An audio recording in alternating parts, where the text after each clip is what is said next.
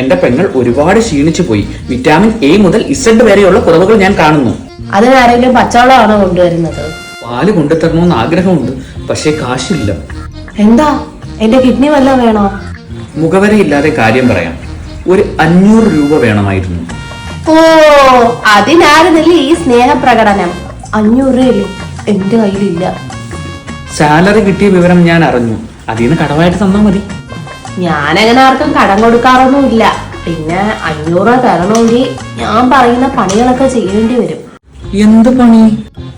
അടുക്കളയിൽ കുറച്ച് പാത്രങ്ങളുണ്ട്, അത് കഴുകി വെക്കാനുണ്ട്.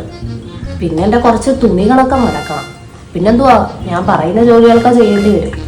അയ്യ, ഒരു 500 രൂപ ചോദിച്ചെന്ന് പറഞ്ഞു എന്റെ പട്ടി ചെയ്യും. എനിക്ക് വേണ്ടത് നിന്റെ 500 രൂപ. ഇങ്ങനെ ഉറച്ചു കഴിഞ്ഞാൽ മതിയോ?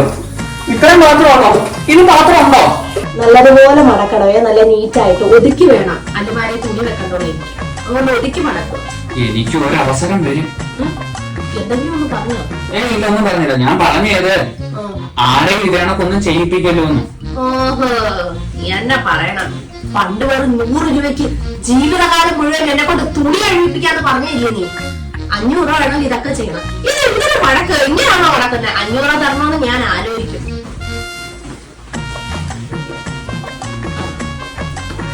ഇപ്പോഴോ? കുഴപ്പമില്ല.